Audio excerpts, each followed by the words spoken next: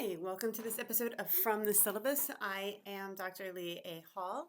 You can find me online at leahall39@gmail.com and also at my blog, leahall.wordpress.com, where I discuss issues of teaching in higher education.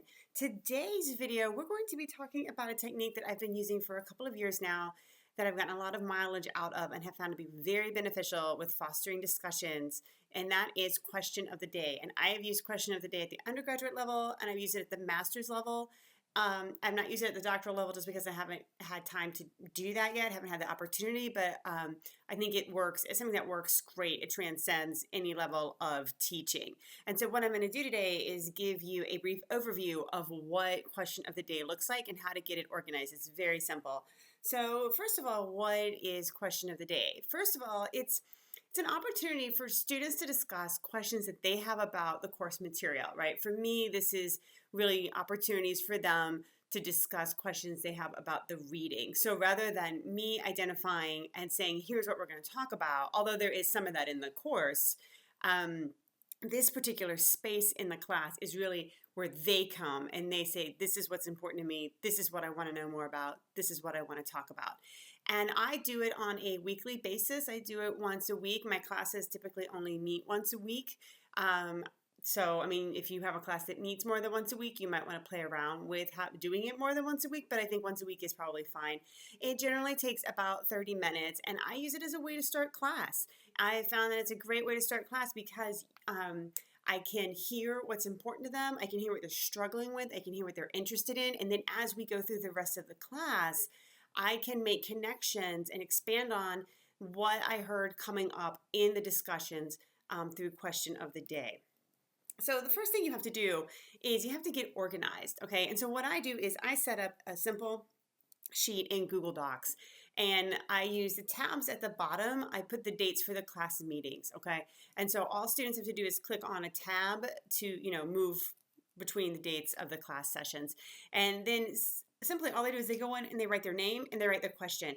I've done this where I had them do just one question. I've had it where I've let them do up to 3 questions. I found really, I don't think more is better. I think just having them do one, because you're going to see that you can't explore everybody's questions all the time. You're limited in terms of what you can discuss, obviously.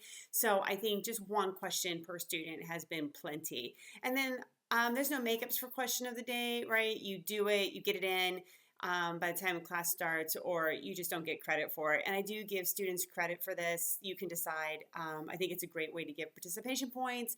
You can decide what you think is appropriate for that, but I do recommend giving them some sort of credit. Now, in class, when we come in, what I do is I start each class with question of the day, and students engage with the questions in a number of ways. So we don't follow one format in terms of how we talk about the questions. We use a lot of different discussion techniques, and I'm going to be sharing those in future videos with you.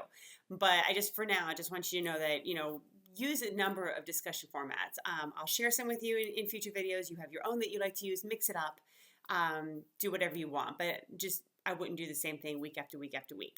Usually the way that it's structured is students have 15 to 20 minutes. They do work in small groups, usually around 1 or more questions. Sometimes I pick the questions.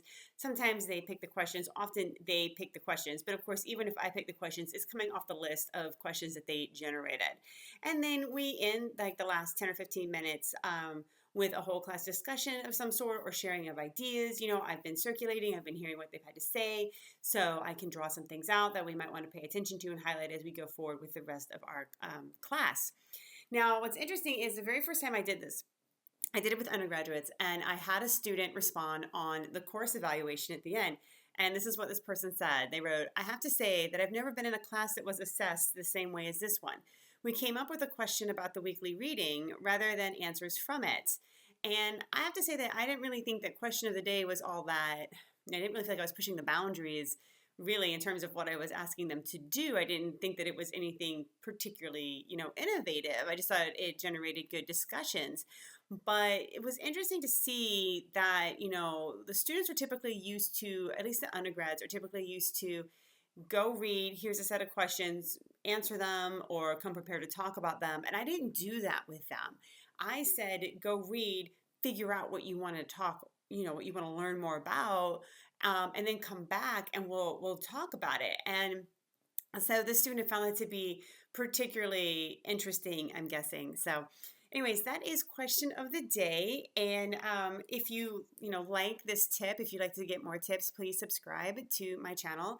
I post tips once a week on Mondays. And additionally, I would love to hear your thoughts on question of the day if you care to respond in the comment section, as well as share different discussion formats that you have used with your students, or if you've got questions about how to have good discussions with your students. We're going to be focusing a lot on that in upcoming videos. So I'd love to hear about it and be able to address some of those questions in future videos. Thanks.